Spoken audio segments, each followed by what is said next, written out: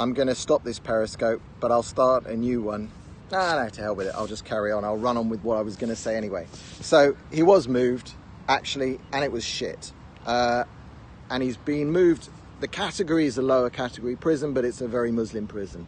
And also, by the way he was moved, it sounds like in Hull, the main reason he felt secure was partly because he had access to segregation. But as he said, his first prison sentence, which was the passport offence, which the Times wrote about, he did 22 weeks on solitary confinement, which is the kind of thing that Human Rights Watch and Amnesty should be getting upset about. But of course, because it's Tommy Robinson, the extremist, as they call him, nobody gives a shit. And in America, you've got all these people whining about illegal immigrants who get separated from their children. Who's talking about Tommy getting separated from his children? Prison separates people from their children. Sometimes it's just, sometimes it's unjust. Fucking makes me angry. I had a bunch of other stuff, but I read this morning. I thought I have to read this out. I'll do a video, put this together with the YouTube, and I'm angry. And the move, as much as I don't want to, somewhere in this line between overly hysterical, Alex Jones last night was, we're all going to die from a bird flu or some other new flu. Okay, all right. And yeah, Tommy does like Alex, and he is funny.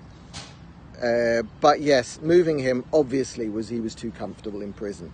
And somebody's out to get Tommy. They do not want him to, I don't know if they want him to die. I think maybe, hopefully, the message has got through that him dying in prison at the hands of a Muslim gang would be worse for the country than they can possibly imagine. I hope that message has got through loud and clear. It's not like it's a threat, it's just an obvious prediction of what happens. It's an obvious prediction, and Theresa May should be watching these videos and everybody's videos. Just the sheer volume of outpouring of stuff that's coming. It's unbelievable. Lord Pearson, I know behind the scenes, Lord Pearson has been sending emails for ages all about Islam, and he sends these amazing emails to other lords and to the Archbishop, and he stands up in Parliament, and I know he's fully on board with Tommy. You see the interview that he gave to Tommy Robinson, and think of it the other way around. The reason he was giving an interview to Tommy Robinson was because nobody else came to interview him. He asked a question, a very provocative question. It shouldn't be provocative, but it's like, when can we talk about Islam? He asked that question in the House of Lords. Nobody from the press wanted to interview him, just Tommy. Nobody from the old school, mainstream, lamestream, die press. No, but none of them came to interview Lord Pearson. Tommy came to interview Lord Pearson, so he gave a proper interview to Tommy. And he's fully on board. Gerard Batten, he's out on a limb. It's not politically expedient to support Tommy in the UK. It's death. It's political suicide, or it's seen to be political suicide at the moment. And I think that will change. Raheem and Tommy's team, Kaylin and George, they're doing amazing stuff, because this is pariah. You know what you see. There's an article in the Times. Oh, that's funny. So there's an article in the Times or the Sunday Times, and it's trying to work out why Tommy's so popular in America. And they think they've stumbled on the reason, which is that he once spoke in America, which was this passport offence. I mean, they say he went to America on a fake passport, which is just like, it's like wrong.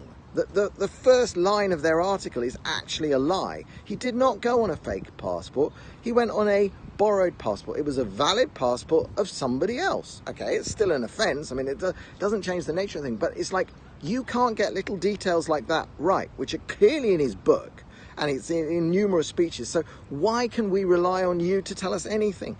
So they're trying to link Tommy's popularity now in America to that one event back in I can't even remember the year. It's written down here somewhere in front of me. Doesn't matter. No. He went at the invitation of Pamela Geller, He spoke there, but that one speech is not it. The reason is it's because everything he's done since his last prison thing. It's probably from going on Dave Rubin's show, actually, when Enemy of the State came out, and then numerous appearances on Alex Jones, and even Fox News. Actually, a long time, I'm not even sure if this is around the same time, but I think around the time that he went on to America with Pamela Geller, he was even on O'Reilly on Fox News. Look it up. There is actually an appearance of Tommy Robinson on O'Reilly, Fox News. No, Tommy's popular because his story resonates, because it's about freedom, and America's had a revolution by electing Trump, and a complete renaissance of understanding what freedom actually is. Freedom to carry weapons of self-defense, freedom to speak. America is just now starting to realize that they are being ruled by a corrupt elite who uses the entire instruments of state, the FBI, the Department of Justice, to try and change the government, to try and stop you speaking. That's what the Americans have realized, and Tommy Robinson is absolutely the epitome of how the system goes wrong and what it looks like when the system goes wrong, which is what Britain is today, where you've got Theresa May and her cronies. They want to stop anybody talking in ways that they don't like. They don't want any criticism of the ideology of Islam. They don't want any criticism because it upsets some large population, and they're terrified of it all kicking off. That's why Tommy's popular. Tommy's popular is because his message and his story resonate, because locking people up for words said outside a court is unbelievably dangerous. The Americans, of course, they'll never understand Britain's reporting restrictions on trials. They have a different system, and I'm not even interested in explaining to them the nuances and finer points of the British legal system. I don't care about your damn legal system anymore, Britain. You're using it to clamp down on freedoms and to put Tommy in jail. Tommy went to jail. No other journalist would be jailed for what he did. None. There's a case 10 days ago of Scottish newspaper that was found to be in horrific contempt of court by describing as guilty somebody who hadn't been convicted yet. What did they get? The journalist wasn't even individually prosecuted. They prosecuted the newspaper and gave them a fine, slap on the wrist, don't do it again. Tommy's in prison for 13 months in danger of his life.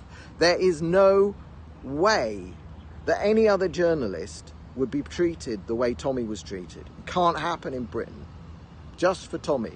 So that's why the Americans are on board with this, because they know that their system can be corrupted in the same way.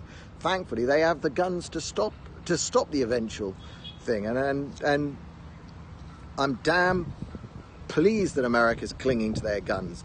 Damn straight.